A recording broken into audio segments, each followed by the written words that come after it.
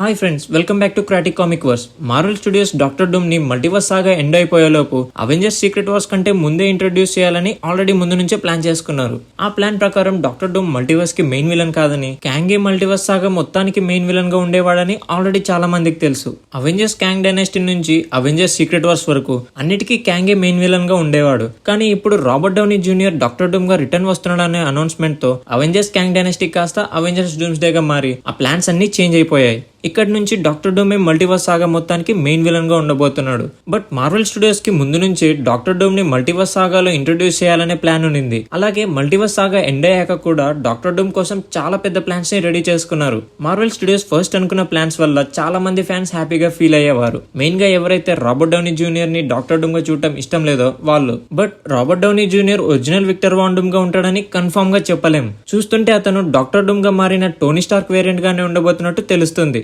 కాబట్టి original Victor Von Doom ఎంసీయూలో ఇప్పుడు రాకపోయినా కూడా మల్టీవర్స్ సాగా ఎండ్ అయ్యాక ఎంసీయూలోకి ఎంటర్ అవ్వడం మనం చూడొచ్చు. ఇదొక విధంగా ఫ్యాన్స్ కి గుడ్ న్యూస్ అనే చెప్పాలి. ఎందుకంటే మార్వెల్ స్టూడియోస్ డాక్టర్ డూమ్ గురించి ముందనుకున్న ఒరిజినల్ ప్లాన్స్ ని సీక్రెట్ వార్స్ తర్వాత ఎగ్జిక్యూట్ చేయబోతున్నారని తెలుస్తుంది. కాబట్టి సీక్రెట్ వార్స్ ఎండింగ్ లో అవెంజర్స్ అంతా డాక్టర్ డూమ్ ని ఓడించిన తర్వాత కూడా మనం మళ్ళీ డాక్టర్ డూమ్ క్యారెక్టర్ ని చూస్తాం. ఎందుకంటే డాక్టర్ డూమ్ ని ఓన్లీ 2 మూవీస్ లో మాత్రమే చూపించేంత చిన్న క్యారెక్టర్ కాదని మీకు కూడా తెలుసు. అలా చేయడం వల్ల మార్వెల్ స్టూడియోస్ కి పెద్ద లాస్ అవుతుంది. కాబట్టి అంత పని మార్వెల్ స్టూడియోస్ కూడా చేయదని అనుకుంటున్నా. అందుకోసమే రాబర్ట్ డౌనీ జూనియర్ ని ఈ రోల్ లో తీసుకొచ్చారు. అప్పుడు సీక్రెట్ వార్స్ తర్వాత రియల్ డాక్టర్ డూమ్ ని ఇంట్రడ్యూస్ చేయొచ్చు. కాబట్టి మల్టీవర్స్ సాగాలో 2-3 మూవీస్ లో మాత్రమే కాకుండా అది ఎండ్ అయిన తర్వాత ఇంకొన్ని సిరీస్ అండ్ మూవీస్ లో కూడా డాక్టర్ డూమ్ ని కంటిన్యూ చేయాలనుకున్నారు. కాబట్టి చూస్తుంటే జోనథన్ మేజర్స్ ఇష్యూ రావడానికి ముందే మార్వెల్ స్టూడియోస్ డాక్టర్ డూమ్ గురించి ప్లాన్స్ వేసుకున్నట్టు అర్థమవుతుంది. వాటి గురించి మనం ఇప్పుడు డీటెయిల్ గా తెలుసుకుందాం. సో లేట్ లేకుండా మన ఛానల్ ని సబ్స్క్రైబ్ చేసుకోండి అండ్ అప్డేట్స్ కోసం నోటిఫికేషన్స్ ని ఆన్ చేసుకోండి.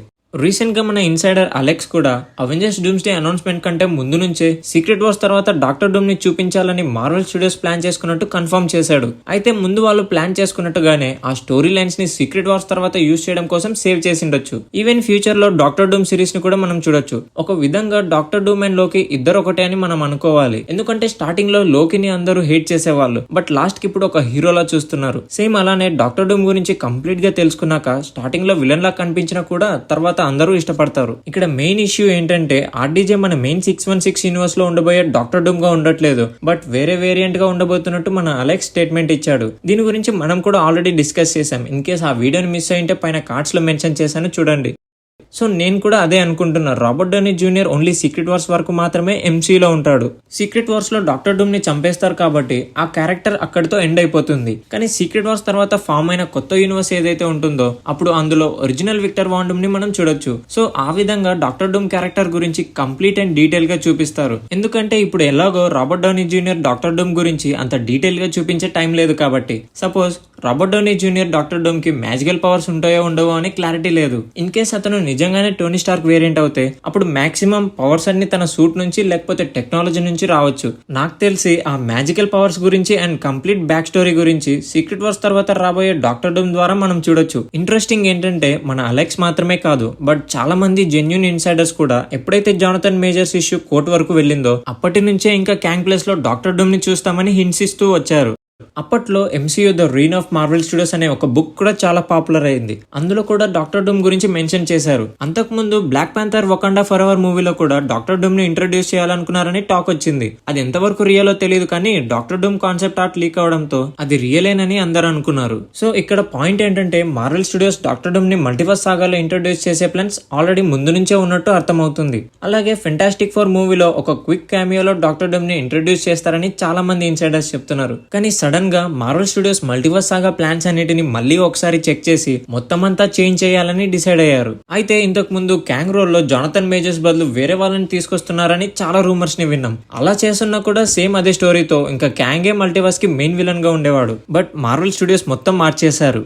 అయితే ఈ కొత్త ప్లాన్ అందరికీ నచ్చుతుంది. ఎందుకంటే మన అలెక్స్ చెప్పేదాన్ని బట్టి చూస్తే మార్వెల్ స్టూడియోస్ ఒరిజినల్ ప్లాన్స్ ఏవైతే ఉన్నాయో అలా సీక్రెట్ వార్స్ తర్వాత డాక్టర్ డూమ్ గురించి మెయిన్ గా ఫోకస్ చేస్తూ ఇప్పుడు లోకిని ఎలా చూపించారో అలా నెక్స్ట్ సాగాలో డాక్టర్ డూమ్ ని చూపించబోతున్నారు. సో నెక్స్ట్ 10-15 ఇయర్స్ వరకు డాక్టర్ డూమ్ ఎంసీయూలో ఎంత ఇంపార్టెంట్ క్యారెక్టర్ గా ఉండబోతున్నాడో మనం ఇమాజిన్ చేసుకోవచ్చు. కానీ ఇదంతా సీక్రెట్ వార్స్ మూవీ ఫినిష్ అయ్యే వరకు స్టార్ట్ అవ్వదు. సో సీక్రెట్ వార్స్ మూవీ వరకు రాబర్ట్ డౌనీ జూనియరే డాక్టర్ డూమ్ గా ఉండబోతున్నాడు. కానీ మార్వెల్ కి డాక్టర్ డూమ్ ఎంత పెద్ద క్యారెక్టర్ తెలుసు కాబట్టి అప్పుడే ఇంట్రడ్యూస్ చేసి సింపుల్ గా ఇలా సీక్రెట్ వార్స్ లో ఆ క్యారెక్టర్ ని చంపేసి అంత ఈజీగా వదిలేయలేరు.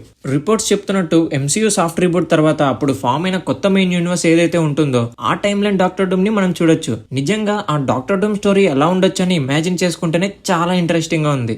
ఓన్లీ డాక్టర్ డూమ్ మాత్రమే కాదు, బట్ అతని బ్యాక్ స్టోరీ, అతని మ్యాజికల్ పవర్స్ గురించి, వాళ్ళ మదర్ గురించి. ఎందుకంటే కామిక్స్ లో మెఫిస్టో డాక్టర్ డూమ్ వాళ్ళ మదర్ ని హెల్ కి తీసుకెళ్లినప్పుడు Doctor Doom and Doctor Strange ఇద్దరు కలిసి వాళ్ళ మదర్ ని తీసుకురావడానికి వెళ్తారు.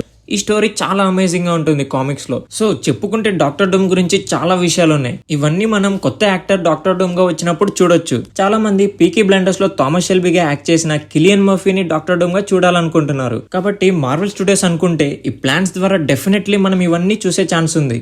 ఇంకా మన అలెక్స్ ఏం చెప్తున్నాడంటే మార్వెల్ స్టూడియోస్ డాక్టర్ డూమ్ ని మన లోకి లాగా ట్రీట్ చేయాలని చూస్తున్నారు కాబట్టి డాక్టర్ డూమ్ ని చాలా ప్రాజెక్ట్స్ లో మనం చూడొచ్చు. మెయిన్లీ ఫస్ట్ ఫెంటాస్టిక్ ఫోర్ మూవీలో చూడబోతున్నాం. ఫెంటాస్టిక్ ఫోర్ మూవీ వేరే ఆల్టర్నేట్ యూనివర్స్ లో ఉండబోతుందని మనకు ఆల్రెడీ తెలిసిందే. బట్ రీసెంట్ గా వచ్చిన స్టోరీ లీక్ ప్రకారం ఫెంటాస్టిక్ ఫోర్ మన మెయిన్ యూనివర్స్ వాళ్ళే, కానీ ఆల్టర్నేట్ యూనివర్స్ లో ఇరుక్కుపోయారని అర్థమైంది. ఈ స్టోరీ గురించి కూడా మనం కంప్లీట్ బ్రేక్ డౌన్ వీడియో చేసాం. స్టోరీ మాత్రం నెక్స్ట్ లెవెల్లో ఉంది. అది కూడా పైన కార్డ్స్ లో మెన్షన్ చేశాను. సో తప్పకుండా చూడండి, డెఫినెట్లీ మీకు కూడా నచ్చుతుంది.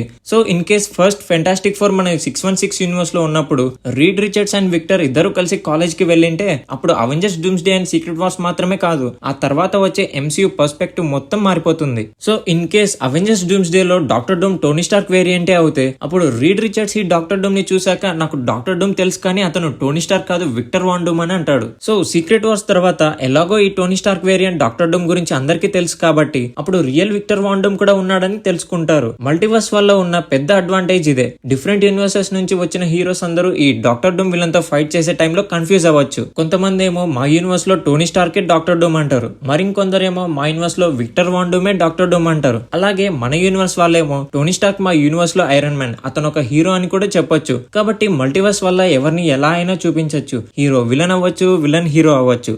కానీ డాక్టర్ డూమ్ విషయానికి వస్తే అతను ఓన్లీ విలన్ మాత్రమే కాదు, చాలా సార్లు గుడ్ క్యారెక్టర్ గా కూడా ఉన్నాడు. చెప్పాలంటే డాక్టర్ డూమ్ ఒక కాంప్లెక్స్ డీప్ క్యారెక్టర్. అందుకే ఈ విధంగా ఒక టోనీ స్టార్క్ వేరియంట్ ని డాక్టర్ డూమ్ గా మార్వెల్ స్టూడియోస్ చూపించే ఐడియా చాలా బాగుంది. ప్లస్ సీక్రెట్ వార్స్ తర్వాత ఒరిజినల్ డాక్టర్ డూమ్ ని లోకి లాగా ఎంసీలో డిఫరెంట్ టైమ్స్ లో చూపించొచ్చు. కాబట్టి ప్రెసెంట్ ఫెంటాస్టిక్ ఫోర్ మూవీలో కాకపోయినా నెక్స్ట్ ఫెంటాస్టిక్ ఫోర్ మూవీలో Doctor Doom and Reed Richards ఇద్దరు మీట్ అయ్యి స్టార్టింగ్ లో మన ఇద్దరం కాలేజ్ కి వెళ్లే వాళ్ళమని ఫ్లాష్ బ్యాక్ చెప్పుకుంటూ అక్కడి నుంచి వాళ్ళ స్టోరీని కంటిన్యూ చేయొచ్చు. అలా డాక్టర్ డూమ్ ని అప్పుడు రాబోయే అవెంజర్స్ మూవీస్ లో కానీ లేకపోతే ఎక్స్మెన్ మూవీస్ లో కానీ మనం చూడొచ్చు. అలాగే ఎంసీయూ సాఫ్ట్ రీబూట్ అయ్యాక Iron Man, Captain America, Black Widow characters అన్ని రిటర్న్ వచ్చాక, అంటే సేమ్ యాక్టర్స్ తో కాదు బట్ డిఫరెంట్ యాక్టర్స్ తో, అప్పుడు డాక్టర్ డూమ్ ఈ క్యారెక్టర్స్ తో కూడా స్టోరీని షేర్ చేసుకోవచ్చు. For example Doctor Doom and Tony Stark గురించి స్టోరీ ఉండటం ఇమాజిన్ చేసుకుంటేనే అసలు క్రేజీగా ఉంది. సో మార్వెల్ స్టూడియోస్ కి చాలా పాసిబిలిటీస్ ఉన్నాయి. చెప్పాలంటే మార్వెల్ స్టూడియోస్ ఇప్పుడు ఒక పర్ఫెక్ట్ ప్లేస్ లో ఉంది. కాబట్టి సీక్రెట్ వార్స్ మూవీ వరకు రాబర్ట్ డౌనీ జూనియర్ ఒక Tony Stark variant Doctor Doom గా ఉండబోతున్నాడు. అండ్ సీక్రెట్ వార్స్ తర్వాత కొత్తగా ఫామ్ అయిన యూనివర్స్ లో అప్పుడు మార్వెల్ స్టూడియోస్ దగ్గర అన్ని క్యారెక్టర్స్ కి యాక్సెస్ ఉంటుంది కాబట్టి అప్పుడు వాళ్ళనుకున్నట్టు డాక్టర్ డూమ్ ని కంప్లీట్ గా ఎంసీయూలో చూపించొచ్చు. సో ఈ విధంగా డాక్టర్ డూమ్ ని కామిక్ అక్యూరేట్ గా చూపించే ఛాన్స్ మార్వెల్ స్టూడియోస్ దగ్గర ఉంది. ఈ విధంగానే మార్వెల్ స్టూడియోస్ ముందు నుంచి ప్లాన్ చేస్తున్నట్టు క్లియర్ గా అర్థమవుతుంది. అందుకే ఇప్పుడు రాబర్ట్ డౌనీ జూనియర్ ని ఇలా ఇంట్రడ్యూస్ చేశారు. కాబట్టి డెఫినెట్లీ మార్వెల్ స్టూడియోస్ ఈ ఛాన్స్ ని యూజ్ చేసుకొని కామిక్ అక్యూరేట్ గా డాక్టర్ డూమ్ ని డీటెయిల్ గా ఎంసీలో చూపిస్తారనిపిస్తుంది. సో వీటి మీద మీ ఒపీనియన్ ఏంటో కింద కామెంట్ చేయండి. నిజంగా ఇదే మార్వెల్ స్టూడియోస్ ప్లాన్ అవుతే ఈ ప్లాన్ మీకు నచ్చిందా? అండ్ ఈ విధంగా రాబర్ట్ డౌనీ జూనియర్ ని డాక్టర్ డూమ్ గా చూడటం ఇప్పుడు మీకు హ్యాపీయేనా? మీ థాట్స్ అన్ని కింద కామెంట్ చేయండి. అలాగే ఈ వీడియోని లైక్ చేసి మర్చిపోకుండా మన ఛానల్ ని సబ్స్క్రైబ్ చేసుకోండి. మళ్ళీ ఇంకో ఇంట్రెస్టింగ్ న్యూస్ తో నెక్స్ట్ వీడియోలో కలుద్దాం. అంతవరకు నేను మీ క్రాటోస్ సైనింగ్ ఆఫ్.